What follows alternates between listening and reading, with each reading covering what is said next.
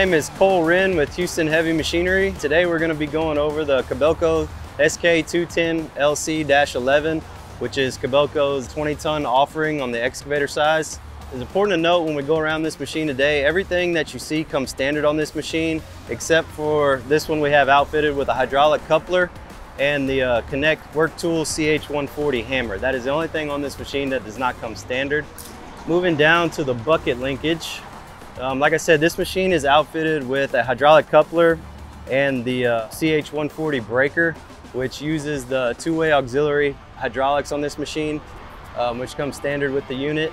Your brackets are already on the machine to run your coupler lines. So when you get your coupler kit, you just have to run the lines down the boom and stick. The brackets are already there for it.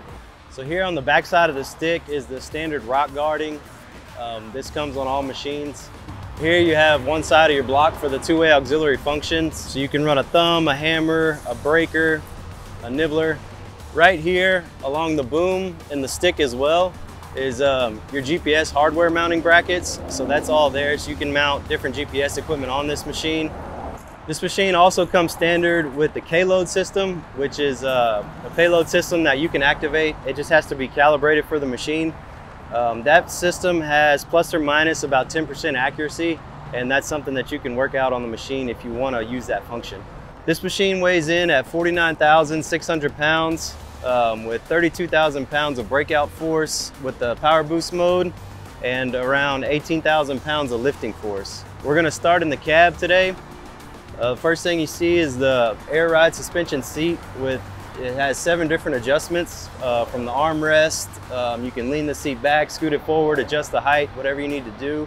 When you get inside the cab, the first main thing is the air ride seat, which has 7 different adjustments from the armrest, the joystick angle. You can lean the seat back, slide it forward, and adjust the height.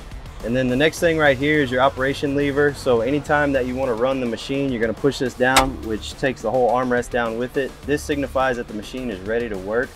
And when you're getting out of the cab or you want the machine locked out, you'll pull the lever back like this.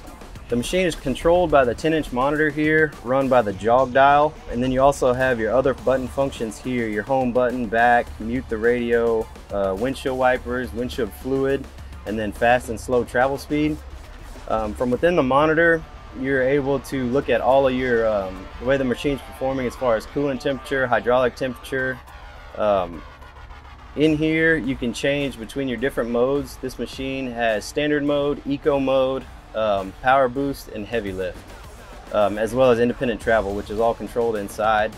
And then for your work tools, you're able to go in here and select 5 different work tools.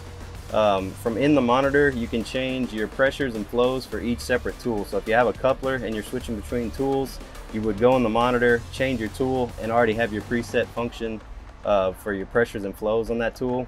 Today we have this one set up with the Connect Work Tool CH140 hammer. From here you have your manual regen switch, your work light switch, as well as your cab light switch. And this placard right here is for the pattern changer. So most of the time it's going to be in ISO mode. And then if you switch it to backhoe loader functions, for your operators, you could switch the placard around for your different joystick setups. You have the Bluetooth radio inside, and you can use that, hook your phone up, and talk within the cab with the Bluetooth speaker. Obviously here, your travel pedals and joysticks. To open the windshield, you have the top handle and the red latch here, and then the bottom handle. So you'll grab this and then hit your latch, and you're able to pull the windshield up and lock it out. An interesting function inside the cab, you can pull this kick glass out, and it has 2 brackets here to store your kick glass, so you can easily talk to your guys down on the ground. Take the windshield down. To go down, you'll grab the red latch in the back and hold the bottom one and perform the same way. Here's a rear view in-cab mirror, and then this is also a rear view mirror on the outside. This lever here releases the cab door. This actual machine is outfitted. This actually doesn't come standard either, but it has the windshield guards that are hinged. So from the top, you can grab both red latches, open up your windshield guard. This allows you to clean your windshield right here. This one is bolted tight. It is not on hinges. Then you can access your windshield wiper that way as well. On top of the cab on this machine is a level 2 FOPS guard, so fall protection guard. You can pick that guard up with the red latch there as well, and it will tilt up so you can clean the top window. So we'll move around to the cooling compartment door. There's two doors right here. We can open them both up. From in here, the main thing here is your cooling packages. So from your AC accumulator, the dryer, the condenser, you also have your engine coolant radiator and your intercooler. That is a larger screen to catch larger debris like pine needles, leaves, and things like that. That prevents it from actually getting into the cooling package and keeping that dirty. To pick this up, you've got two wing nuts at the top, and you'll pull those wing nuts off, and that screen is actually accessed through the hood. So you can pull that up and get your large debris out and then slide it back in and tighten it up with the wing nuts. This is where you'll check your coolant level and the jug. This machine runs off of a 2-battery 24-volt system, which are located right here under the rubber mat. This is your machine disconnect power switch. So when you're done with the machine at the end of the day, you turn your power off right here. Something important to note, when you turn this machine off after working a full day, it's going to go through the def purge sequence, which pushes all the def out of the lines. So that takes roughly 2 to 3 minutes.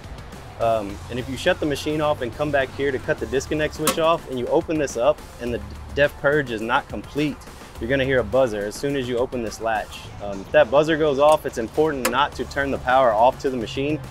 So once you open this latch and the buzzer no longer goes off, then you're able to turn your disconnect off and remove your key. Over here you have your air box, which houses the 2 primary and secondary air filters. You access those by these 4 latches. This is your dust collector here at the bottom of the air box, and the air intake is located right above that. This right here is the diesel tank. And to access that, to fill your diesel tank, you'll climb up on these steps, and the cap is on top of the tank right here. The pattern selector is another important thing to note. It's right here, so you can go from your ISO functions to backhoe loader. This is held in place by this wing nut right here. So before this will move, you have to remove the wing nut, pull it off, and then you can move the handle and lock it back into place. On both sides of this machine, it comes with side bumpers on it. So that's standard on both sides. Coming down to the undercarriage, your standard heavy-duty long undercarriage, which utilizes 8 bottom rollers, 2 top idlers, and then obviously your final drive and your idler in the front. It has these step extensions on it, front and back, and that's the easiest places and safest to get up on top of the machine. Coming around to the counterweight, you have your left and right swing flashers, which are always running when the machine is on. Here at the top, you can see in the back, you have your LED work lights, and those are on the counterweight, the stick, and then as well as on the cab. Another thing to note is your cameras. So there's 3 cameras on this machine, left, right, and center of the rear and the counterweight, and that gives you 270-degree camera view. When you're in the cab, you can change the layouts of how they're run. So you can do it from a top view, or you can adjust the cameras to put a different layout in the monitor. Counterweight is removable by 2 big bolts underneath. And then you can lift it from the lifting eyes on top. Come around here to the hydraulic compartment door. So this machine runs off of a 2-pump hydraulic system, which is P1 and P2. That's important to note with this machine with the independent travel mode.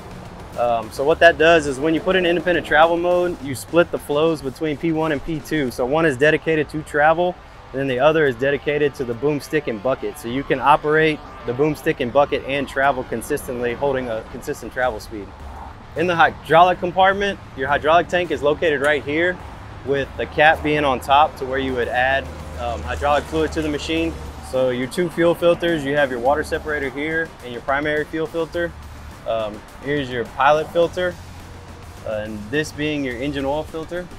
This is also your sight glass, where you would check your hydraulic fluid level.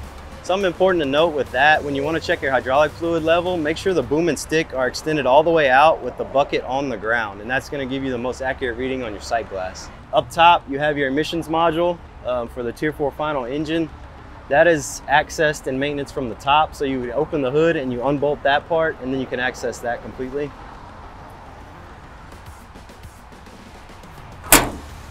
Moving around, this is the def compartment and the toolbox. So this is where you will fill your def right here from this blue cap.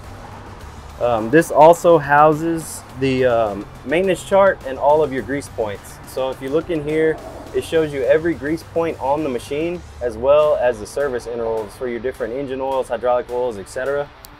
So as you go along, if you go through here, you can look at each grease cert and where it's located on the machine. Something important to note, you'll get about 3 tanks of diesel to every 1 tank of depth. As you go up the machine, that is where you access the engine platform as well as the swivel and the hydraulic valves. This is where you check your engine oil, do your engine maintenance. The cooling package located over here to the right, your engine oil fill cap here. If you need to access the emissions module with the DPF, etc., you unbolt this part here and raise that up, and that gives you access to everything on the left side of the machine. And then to check your swivel oil will be accessed from the engine platform right there in the center swivel as well. Located on this block right here is the main grease points for your boom stick. So there's 5 different ones that are all accessed from right here, and then the grease lines, as you can see, run to the boom cylinders, and that's where you're going to grease the main components there. This is where you get your the full model and the full serial number. The serial number is also stamped into the frame right here, so there's 2 points that you can access your serial number if this gets worn down or ripped off. You guys have any interest in these machines, give us a call here at Houston Heavy Machinery, located in Cypress.